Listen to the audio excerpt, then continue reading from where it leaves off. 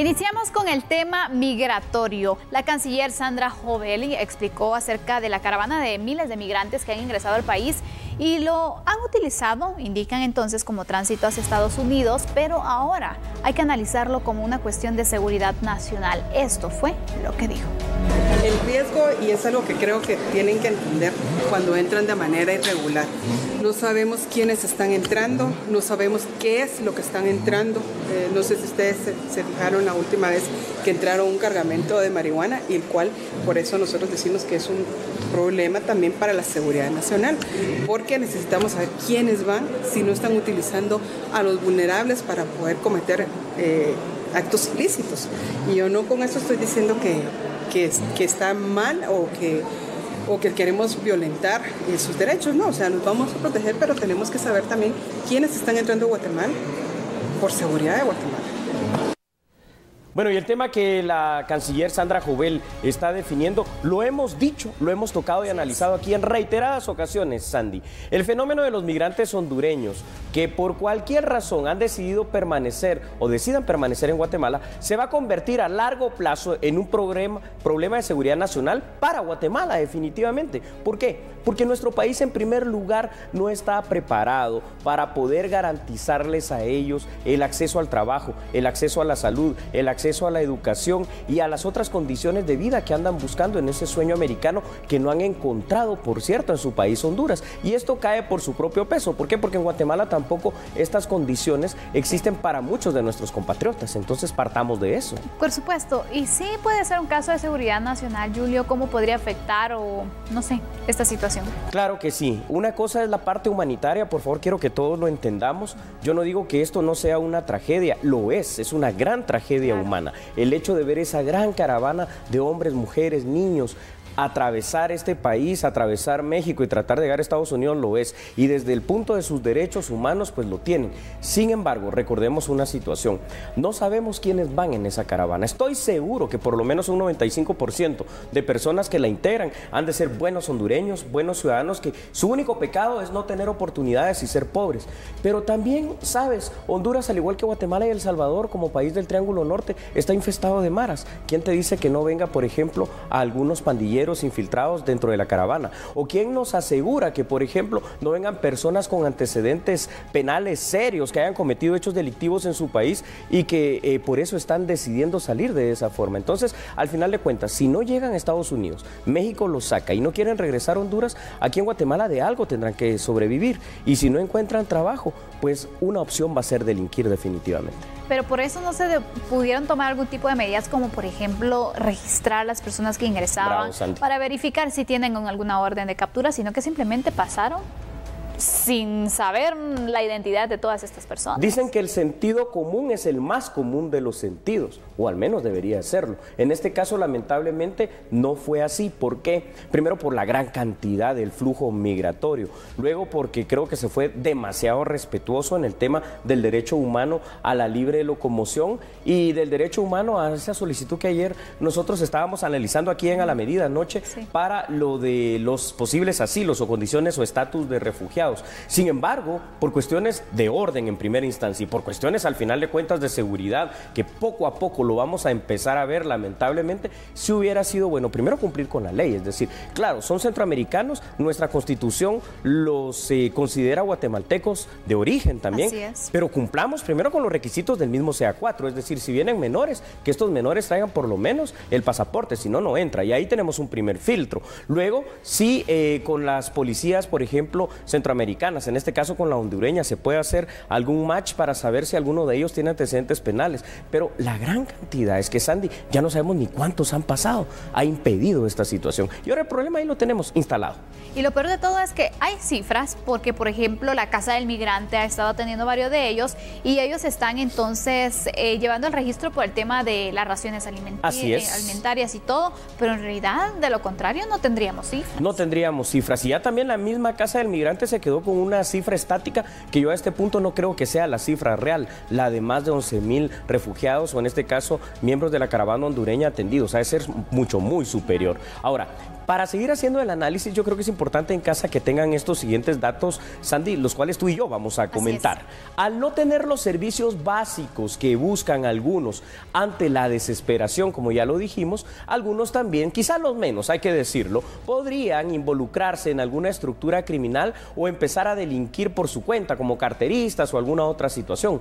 Hay que considerar que Honduras es uno de los países con mayor presencia de pandillas y que no se tiene, como ya lo dijimos hace unos minutos, el registro exacto de las personas que a través de esta gran migración han entrado al territorio guatemalteco. No sabemos tampoco a ciencia cierta, por ende, si alguno de ellos tiene nexos con estructuras criminales o un récord criminal que hayan delinquido fuertemente en su país.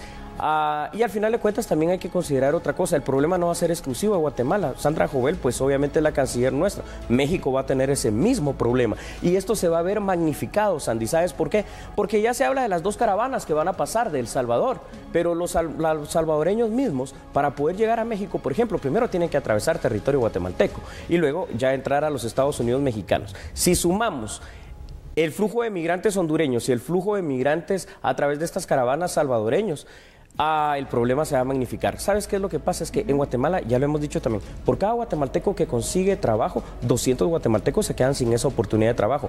En Guatemala, solo ahorita, graduandos de nivel medio, son más de 250,000 que van a buscar trabajo y no lo hay. Cada año se suma esta cifra, es más o menos, se mantiene esa cifra cada año y se incrementa la tasa de desempleo. Es un problema que tenemos entonces en común a nivel centroamericano. México lo tiene también. Por eso a mí me sorprende entonces que mencionen que les van a dar trabajo y toda esta situación. Guatemala pues no lo podría hacer definitivamente. No, una cosa es la buena intención, una cosa es el buen corazón del guatemalteco, que realmente hay que aplaudirlo, porque cuando han pasado los hondureños, ese corazón bueno y solidaridad se ha visto manifiesta a lo largo de estas 2 semanas. Ahora la pregunta también es, ¿hasta cuándo va a durar esa condición del guatemalteco? Porque obviamente están ayudando, pero le están quitando, por ejemplo, a su familia, ¿no? Para poder apoyar. Esto, si se mantiene como una cuestión continua, constante y permanente, pues dicen que ¿cómo se llama? El arrimado o algo así, a los 2 días o 3 días, pues ya hace una especie de estorbo ahí. Entonces, no estamos diciendo que es un estorbo que pasen por nuestro país, pero sí es un problema y tenemos que dimensionarlo en esa situación. Puede llegar a ser un grave problema de seguridad particularmente. Y es que al final lo que se busca entonces que sea un tipo de ayuda, un tipo de medidas al final que sea momentánea. Correcto. Lo queremos ver así, pero no nos podemos quedar fijos con esta situación, haciéndonos cargo de lo que las autoridades de Honduras tendrían que hacer. Claro, llama la atención porque ellos incluso han lanzado el mensaje a la gente que regrese porque les van a dar mayores oportunidades, pero la gente dice que no confía, entonces no sirve de nada. No confían, es evidente que no lo hacen. Y fuera de eso, recordemos algo, lo que ya hemos dicho aquí también, alguien los está manipulando, alguien los está incentivando, alguien les da la falsa promesa de que por ir de esa manera en grupo a través de la caravana van a lograr romper todos los círculos de seguridad estadounidense, lo cual es absolutamente falso. Sea como sea, tanto para Honduras, para México y lo que nos interesa para Guatemala, el problema ya está instalado. Hasta dónde nos llegue a afectar, no lo sé, pero esperemos que sea la menor de las cantidades y porcentajes posible en cualquier cosa, sobre todo en el tema de seguridad, porque ya tenemos demasiada inseguridad. Así es, ha sido tratado entonces, ahora es visto precisamente este tema migratorio como un problema de seguridad nacional y por lo tanto las autoridades también están buscando poder realizar algún tipo de acción. Ojalá que inicien con el registro, no para amedrentar ni para amenazar a nadie, simplemente para tener el control entonces, porque se supone que se tendría que tener ese control de quienes ingresan y quienes salen del país, ¿no? Entonces, como control, se tiene que hacer. Nos quedamos con eso como conclusión. Por supuesto. Nos vamos a ir a una pausa en este momento. Regresamos enseguida. Somos a la medida.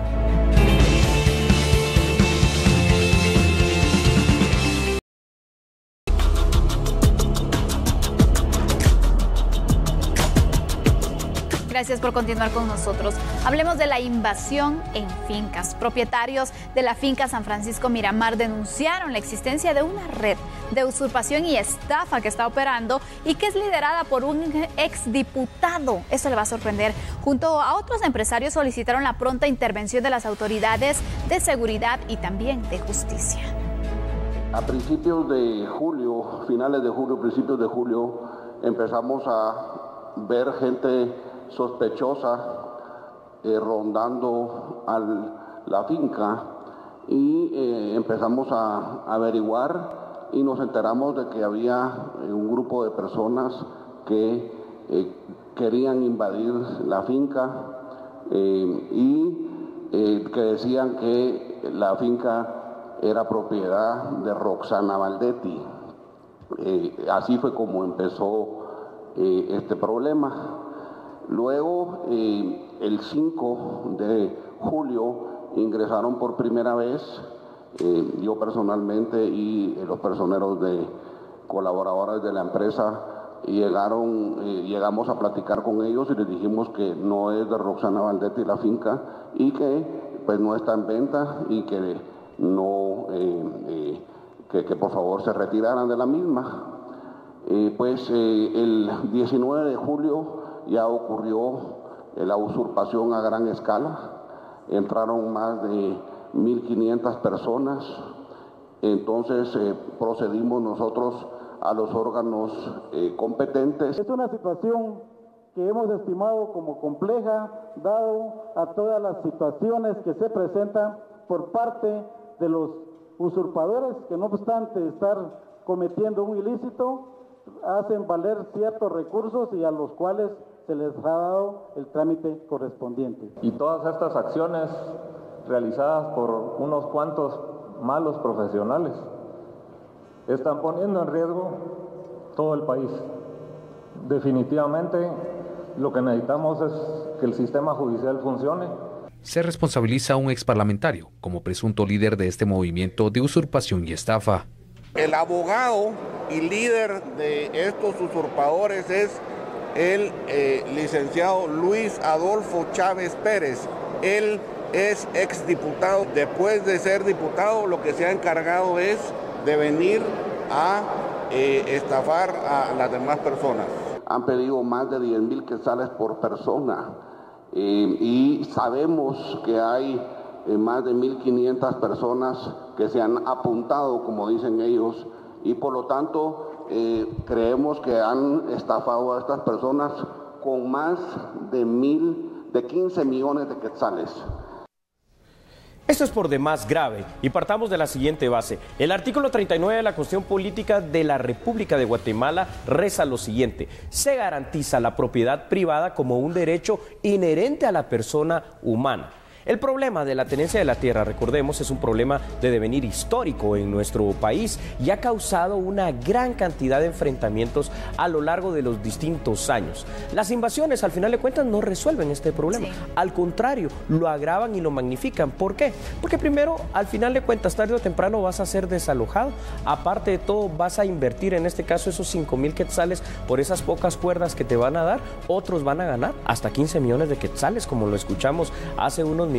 Y ellos, es decir, los que de buena fe tratan de comprar a quien no le corresponde porque no es el legítimo propietario, son los que terminan perdiendo, Sandy.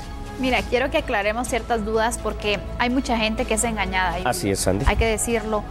Les venden un terreno, ellos por la necesidad, y aparte de que no les venden el terreno barato, se lo venden a como se encuentra en el mercado aproximadamente. Es correcto. Entonces, ¿qué tenemos que pedir nosotros al momento de hacer una compra como esta? ¿O qué precauciones tomar para evitar ser estafados? La mejor de las precauciones, Andy, es la investigación catastral. Esto lamentablemente tiene un costo y se puede hacer en Quetzaltenango y se puede hacer aquí en la ciudad de Guatemala, en el Registro General de la Propiedad, a través de los 75 quetzales que ahí vas a invertir. En pocos minutos vas a saber si ese terreno, esa propiedad o el inmueble que sea, es verdaderamente propiedad de la persona que te lo va a vender, y vas a saber también si tiene un gravamen, es decir, un gravamen puede ser una hipoteca o 2 hipotecas o cualquier otra cosa que impida que pueda venderse el mismo.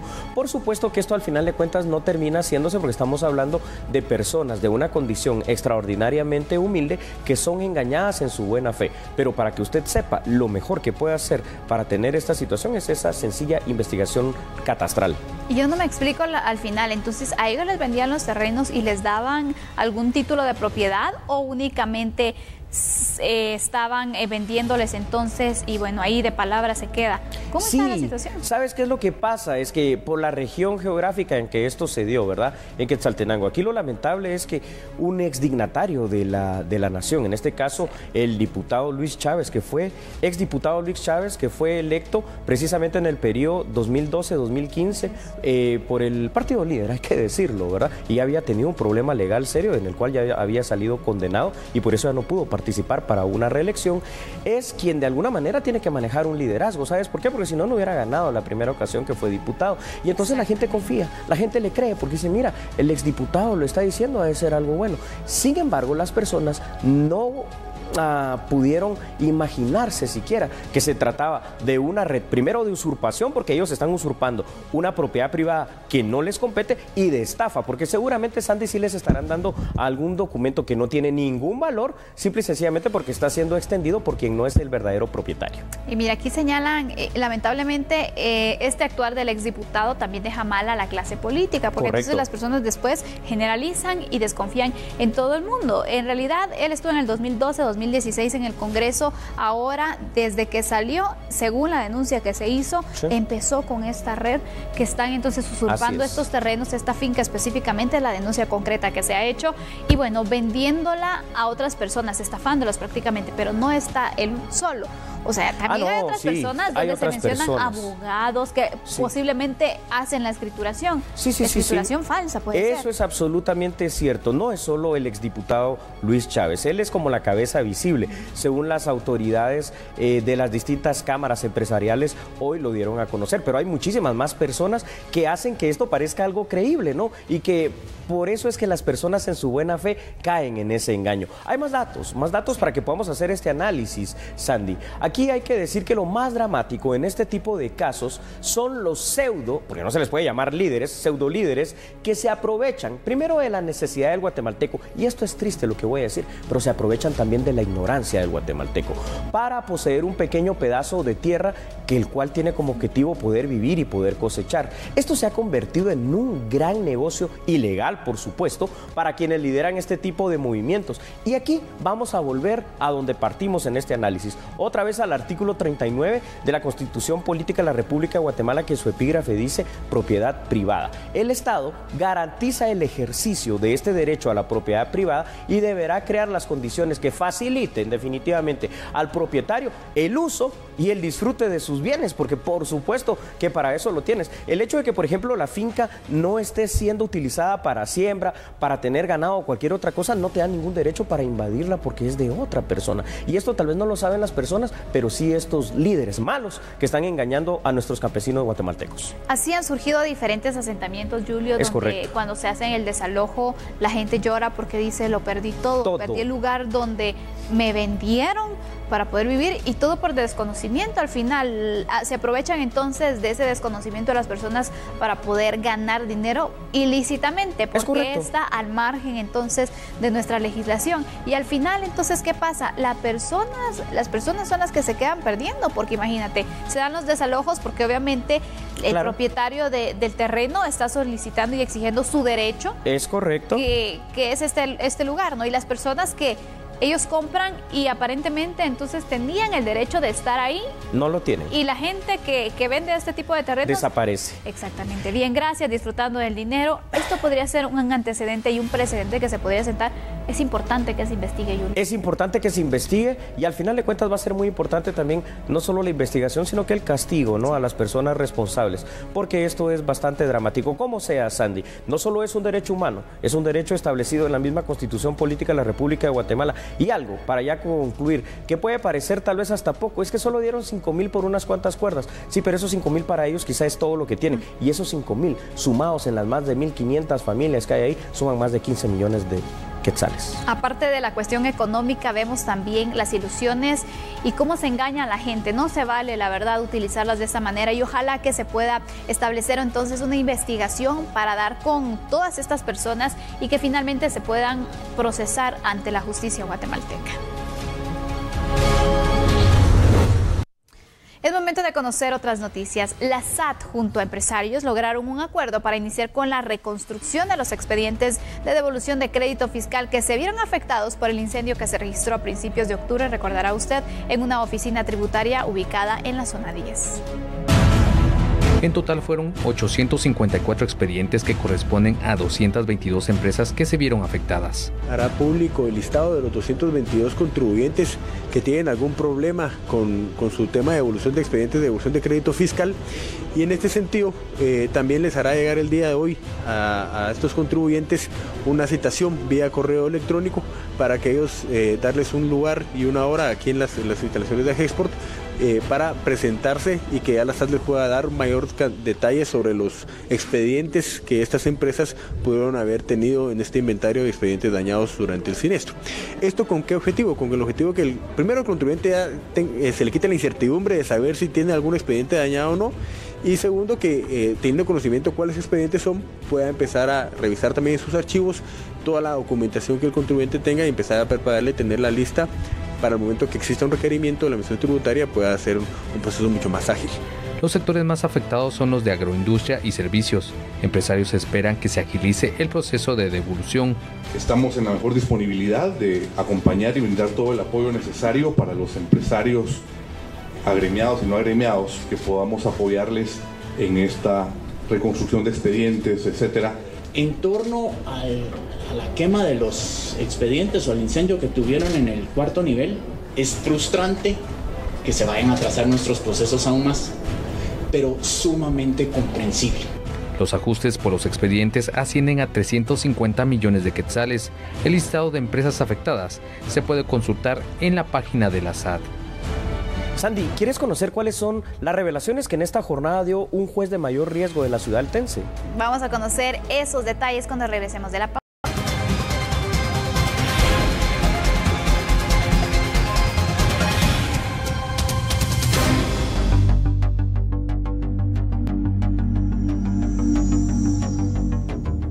Conozcamos las noticias que marcaron la jornada en la Torre de Tribunales. Precisamente hoy se llevó a cabo la primera sentencia por el caso Odebrecht.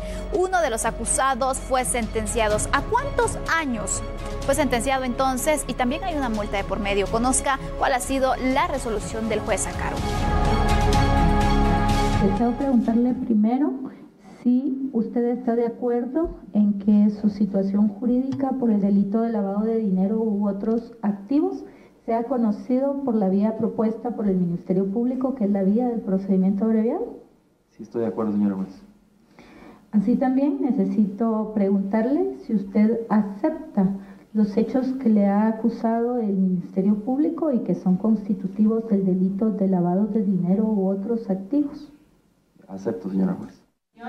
Con estas palabras, Juan Arturo Yegerlene Morales aceptó que cometió el delito de lavado de dinero al ayudar a una estructura criminal que dirigió el exministro de Comunicaciones, Infraestructura y Vivienda Alejandro Sinibaldi, con el cobro de sobornos por un monto de 19 millones de quetzales a la empresa brasileña Norberto Odebrecht Sociedad Anónima, a cambio de entregarles el contrato de la rehabilitación y ampliación a 4 carriles de la ruta CA2 Occidente.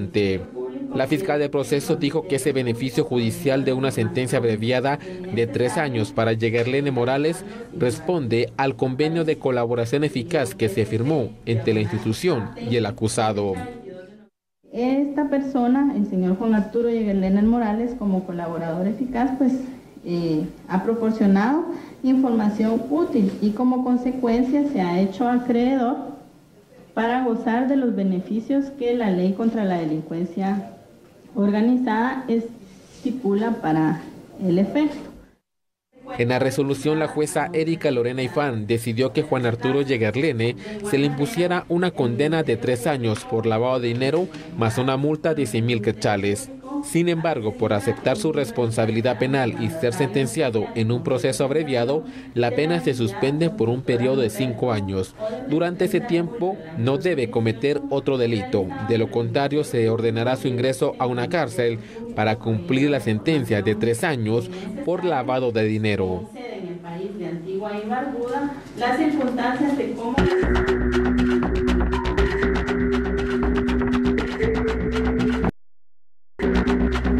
fuertes declaraciones las que le vamos a presentar a continuación, porque el juez de mayor riesgo de Quetzaltenango, Lester Castellanos, ha denunciado que en este departamento, en Quetzaltenango específicamente, han interferido en la independencia judicial.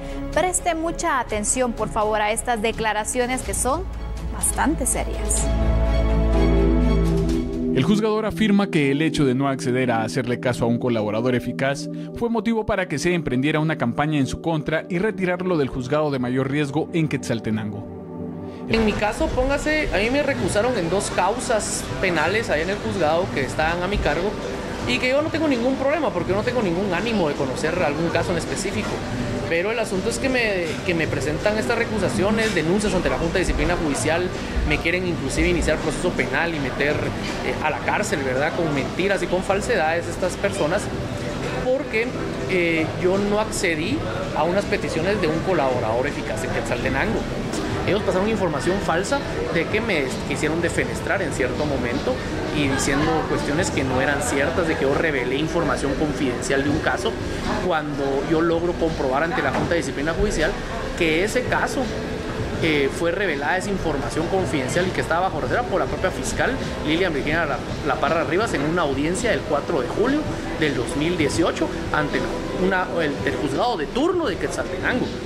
El juez se refiere específicamente a la jefa de la FESI y a la representante de la CICIG en Quetzaltenango. Específicamente de 2 personas, que es la fiscal de la FESI ahí, que es Virginia La Parra Rivas, y su equipo, en el que ella me ha tratado precisamente de defenestrar mi imagen y mi trabajo. La mandataria judicial con representación, que en ese momento era como la jefa de la CICIG en Quetzaltenango, Flor de María Gálvez Álvarez, que ellas son las que revelan la información en esa audiencia, pero obviamente las personas que trabajan en la misión diplomática que es la CICIG, la misión internacional, gozan de inmunidad, entonces a ellos no se les puede denunciar porque no procede la denuncia, ¿verdad? Sería injustificado hacerlo porque el propio acuerdo de creación de la CICIG y de la misión internacional les permite esa inmunidad. Lester Castellanos denunció ante el Ministerio Público los hechos. Yo ya denuncié penalmente, si no estoy mal, en julio de este año, denuncié ante el propio despacho de la fiscal general actual, ¿verdad? Los delitos los posibles delitos que pudieron haber cometido la fiscal Lilia Virginia La Parra Rivas. El juez de mayor riesgo se refirió al trabajo de la comisión en Quetzaltenango. A mi experiencia con el trabajo de la comisión en Quetzaltenango y de la FESI en Quetzaltenango me ha dejado mucho que desear, ¿verdad? No esperaría un nivel de cátedra, un nivel de derecho distinto, pero han tratado de hacer las cosas de otra manera en donde realmente no han podido justificar sus pretensiones. Y yo sí me quedo el mal sabor de boca de no poder, ¿cómo les podría decir yo?, esperar más de ellos, ¿verdad? Porque deberían de poder hacer más, deberían de tener abogados más preparados, investigadores más preparados, pero realmente les ha costado mucho y creo que por eso la evidencia de ellos es que no tienen mayores casos que investigar también, ¿verdad? Pero no es cosa mía, es ni de ninguna institución más que de ellos. Bueno, el análisis casi que sobra en esto porque el juez lo ha dicho. Recordemos, a ver, vamos a hacer esta situación en orden. El juez de mayor riesgo de Quetzaltenango, licenciado Lester Castellanos, presentó la denuncia penal en la cual acusó a la Comisión Internacional contra la Impunidad y ante el Ministerio Público en ese departamento por interferir en su independencia judicial. Según las palabras del propio juzgador, a él quieren sacarlo, defenestrarlo para poner a alguien más a través de quitarle su derecho ante juicio y quitar ese nombramiento que tiene por 5 años para poner a alguien más que siga precisamente los lineamientos de CICIG. Ahora, esto es grave. Claro. Ya per se es grave, pero lo peor es que tampoco es algo nuevo, Santi. Definitivamente son declaraciones fuertes, como bien lo adelantábamos. El hecho que un juez venga y exponga la situación que se está dando, situaciones que en ocasiones no conocemos, no sabemos también qué tipo de presiones. Es correcto. Y hoy se está evidenciando también cómo entonces hay grupos, o en este caso la CICIG que señalada específicamente, que buscan entonces desviar la justicia hasta cierto lado. Y me gustaría evidenciarlo de una sola vez para que recordemos y tomemos en fresco esta situación con los datos que vamos a presentar a continuación para que usted lo analice también con nosotros. Hay otros casos similares a esto, como el del juez Maynor Moto. ¿Recuerda usted que el juez Maynor Moto es que en el año 2017 declaró a los hermanos Valdés Pais absueltos precisamente de lo que se les acusaba de la muerte de Rodrigo Rosenberg? La CICIG, ante esa situación, lo que hizo fue solicitar antejuicio en su contra. Asimismo, la jueza Verónica Galicia es otro caso donde se han denunciado amenazas y coacciones por parte de la CICIG para fallar de conformidad a los intereses de la Comisión Internacional contra la Impunidad. Cuando Verónica Galicia se negó rotundamente ante esto, porque antes parecía ser una de las jueces favoritas de CICIG, CICIG respondió en su momento retirándole en primer lugar la inmunidad, le quitaron su derecho ante juicio y luego pasó de ser jueza de primera instancia penal, una de las más reconocidas en el país, a darle un nombramiento pues importante pero bastante menor en ese sentido como jueza de menores. Quiere decir que la CICIG ha venido actuando con los jueces de esa manera, es decir, como decía aquí el juez de mayor riesgo quetzalteco, si no hacen lo que le dicen que haga, entonces se vuelve enemigo de esta comisión y eso, señores, no es combatir la impunidad. Y sabemos también, Julio, que se pueden estar dando otros casos, pero el temor que representa o que le puede dar a una persona, especialmente los jueces en este caso, viendo las situaciones que se han dado con la jueza Verónica Galicia y otros casos que ya expusiste, entonces algunos optarán por callar, pero no vamos a saber entonces lo que está sucediendo en otros departamentos, por ejemplo, o en otras instancias. No lo vamos a saber porque lamentablemente a lo largo de estos 11 años también se creó una cultura de temor a la CICIG dentro del ámbito judicial, y es decir, muchos jueces que quisieron mantener esa independencia judicial, que es lo que está reclamando el juez de mayor riesgo Lester Castellanos de Quetzaltenango, pues fueron declarados automáticamente como enemigos de CICIG por esta misma, si no seguía su lineamiento. Yo creo que esto es, como decía al principio Sandy, por demás grave, porque para de verdad combatir la corrupción y la impunidad, lo primero que tienes que ser es objetivo, y objetivo no vas a ser si ejerces presiones en cualquier funcionario o en cualquier persona. Por supuesto, aparte de ello, recordemos entonces que una de las situaciones que se esperan de la justicia es esa independencia, que se apegue al derecho, que no exista ningún tipo de presión, porque también para los jueces no es fácil poder resolver de esta manera si tienen entonces la exigencia o la presión por una parte. No le corresponde ni a CICIG ni a nadie, la verdad, estar ejerciendo ese tipo de presiones. ¿Y esto cómo podría facilitarse o cómo podría marcar un precedente, Julio, para frenar así estas situaciones o el actuar entonces de CICIG? Yo creo que lo que hizo el juez Castellanos es un buen precedente porque él presentó precisamente la denuncia penal donde corresponde ante el Ministerio Público. Ahora ya la fiscal general Consuelo Porras deberá conocer e investigar esto, y si esto realmente se logra comprobar con los antecedentes que hay, que parece que definitivamente es cierto, tampoco tiene ningún sentido que el juez salga públicamente a decir esto si no fuera cierto, entonces hay que actuar en contra de quien corresponde, porque de esa manera tampoco vamos a lograr una justicia que sea igualitaria y una justicia justa si no hay justicia dentro de las propias instancias que deben de promoverla.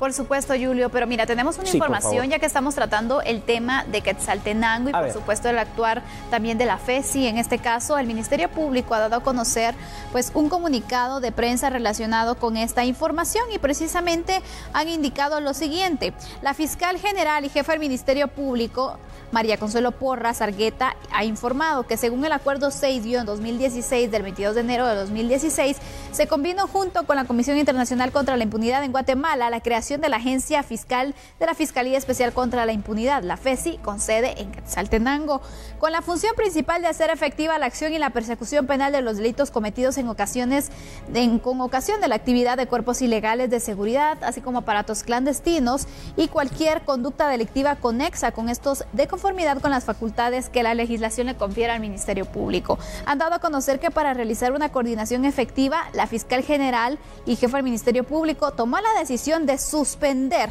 transitoriamente las funciones de la FECI en Quetzaltenango y de trasladarlas a la sede central de la FECI en Guatemala. Esto en congruencia con la disposición de CICIG de trasladar sus investigadores a la ciudad de Guatemala. Recordemos entonces que las oficinas también de CICIG en Quetzaltenango también fueron suspendidas transitoriamente. Y con respecto a los casos que ya están conociendo la FESI de Quetzaltenango, se ha dado a conocer que este trabajo conjunto entre el MP y la CICIG estará continuando y se implementarán también los mecanismos para que las audiencias se desarrollen con normalidad y con la celeridad necesaria para la aplicación de justicia. Entonces ahora Quetzaltenango se queda sin estos dos entes en las sedes que habían establecido, el tema de CICIG, el tema de la FESI y el Ministerio Público, pero los casos que se están investigando ya, bueno, van a continuar, solamente que la sede ahora será en la ciudad de Guatemala. Una medida adecuada definitivamente, y siempre para continuar en este tema relacionado a la Comisión Internacional contra la Impunidad, con luces y sombras, así calificó el expresidente